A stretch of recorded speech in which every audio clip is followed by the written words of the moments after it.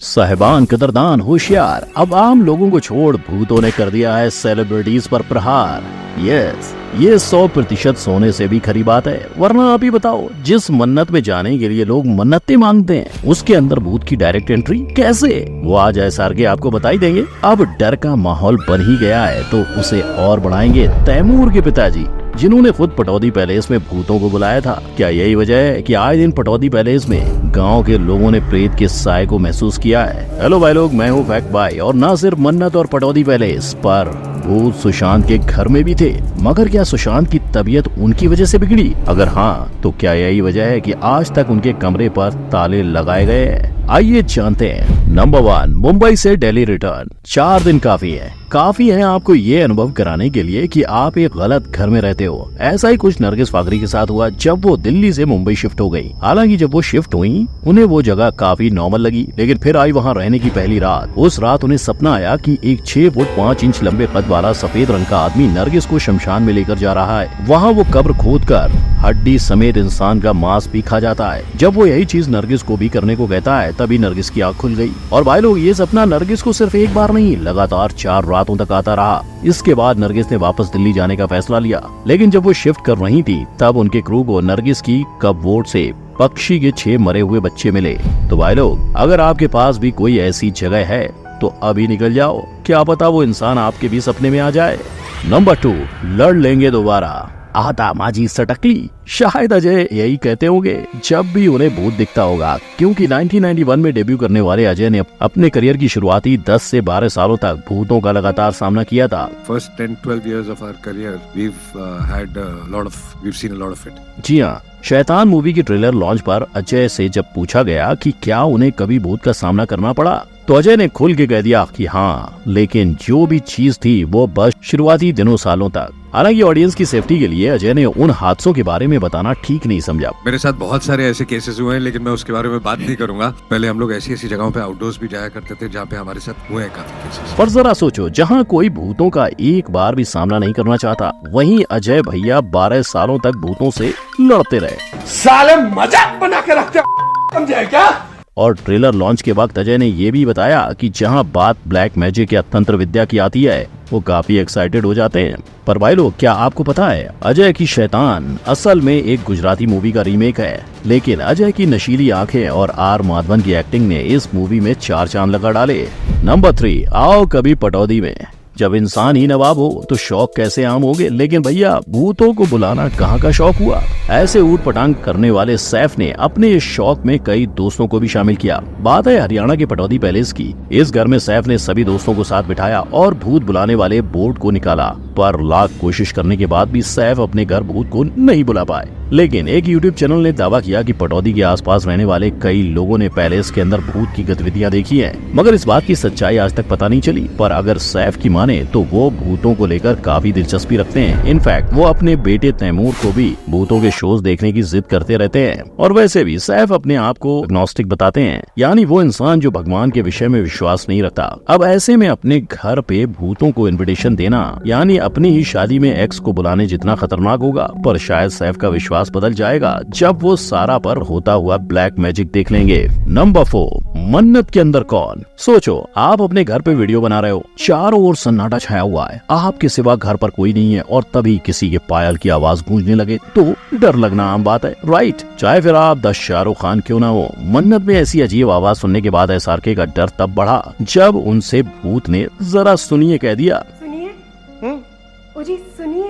लेकिन शाहरुख को कपकपाता दे घोस्ट ने रिवील किया कि वो शशि द फ्रेंडली भूत है। शशि फ्रेंडली भूत हूँ? ना, ये उसने शाहरुख पे लट्टू होकर नहीं, अपनी मूवी की प्रमोशन के लिए बोला था। क्या मैं तुम्हें देख सकता हूँ? हाँ, देख सकते हो ना। Really? 24 मार्च को फिलौरी में। In the film Filori on 24th March in a theater near us. जी हाँ, असल में ये प्रैंक खुद अनुष्का ने किया, जो कि अपनी मूवी फिलौरी के प्रमोशन के लिए SRK को डरा रही थी। पर जहाँ ये बस एक प्रमोशन का स्टंट था, वही बिग बॉस में रहने वाले सलमान का क्या? कहते हैं कि इस घर में कई पार्टिसिपेंट्स ने भूत को महसूस किया है। I can bet on this.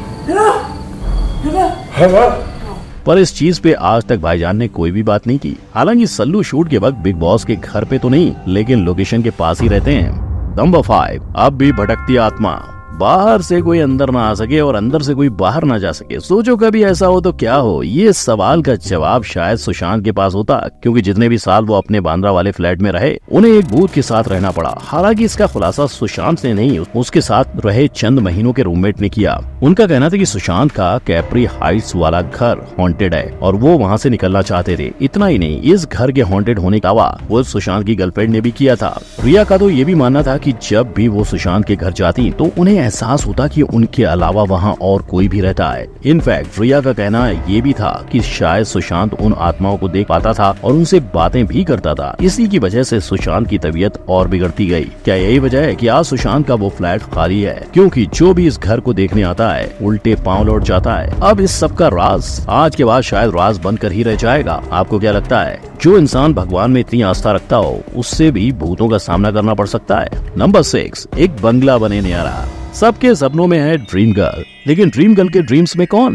एक ऐसा भूत जो रोज रात उनका गला दबाता हो। चौंक गए ना? लेकिन ऐसी ही चौंका देने वाली रातें हेमा जी की होती थी जब भी वो अपने जूहू वाले बंगलों में सोने जाती। बात है लगभग 1968 की, जब हेमा की सपनों की सौदागर फिल्म हिट हुई। इसके बाद हेमा संग फैमिली जूहू के बंगलों में शिफ्ट हो गई। लेकिन जल्द ही हेमा के साथ असाधारण घटनाएं घटने लगी। जैसे ही वो रात को सोने जाती वैसे ही उन्हें महसूस होता कि कोई उनका गला दबा रहा है। और जब ये चीज कई बार होने लगी तब हेमा ने अपनी माँ को गले लगा के सोना ही ठीक समझा। पर भूत को कोई रोक सकता है क्या?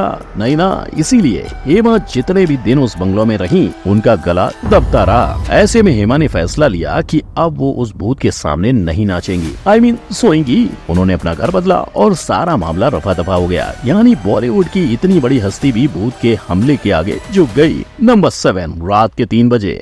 నేను ఏం చేశానంటే మంజీత్ అనే रोल प्ले చేసిన యాక్ట్రెస్ ఫోన్ చేశాను। क्या आप समझे राम गोपाल वर्मा यहाँ क्या बात कर रहे हैं? अगर नहीं तो फिकर नॉट, फैक्ट बाय इन्हें ट्रांसलेट करेगा। भाई लोग, आपको राम गोपाल वर्मा की भूत मूवी तो याद ही होगी। इस फिल्म में भूत के किरदार का नाम है मंजीत और आरजीवी ने इस किरदार को इतने अच्छे से बनाया कि ऑडियंस को भी कई रातों तक नींद नहीं आई होगी। लेकिन राम गोपाल वर्मा भूल गए थे कि इस किरदार का डरावना स्वरूप उन पर भी भारी पड़ सकता है। तो हुआ कुछ यूँ कि भूत मूवी की शूटिंग करके रात को डायरेक्टर तकरीबन 3 बजे अपने घर पहुँचे और जब वो अपने बेड पे आराम से सो रहे थे तब उन्हें कदमों की आहट सुनाई दी। हालांकि जब उनकी आंख खुली तब वहाँ कोई नहीं था। इनफैक्ट शुरुआत में जो क्लिप आपने देखी उसमें भी डायरेक्टर ने वही कहा कि उन्हें उस समय अपनी गर्दन पे किसी की सांसों का एहसास हुआ। इसी के साथ राम गोपाल वर्मा को ऐसी अनुभूति हुई कि शायद जिस भूत का उन्हें एहसास हुआ वो और कोई नहीं पर मूवी की कैरेक्टर मंजीत ही थी। यानी इनके साथ रील से रियल हो गया।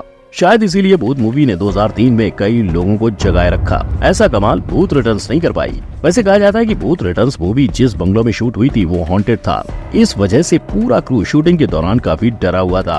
और वैसे भी जब कोई हॉरर फिल्म की शूटिंग होती है तब सेट पर कोई न कोई घटना जरूर घटती ही है। ऐसा ही थंबर्ड की शूटिंग के दौरान भी हुआ।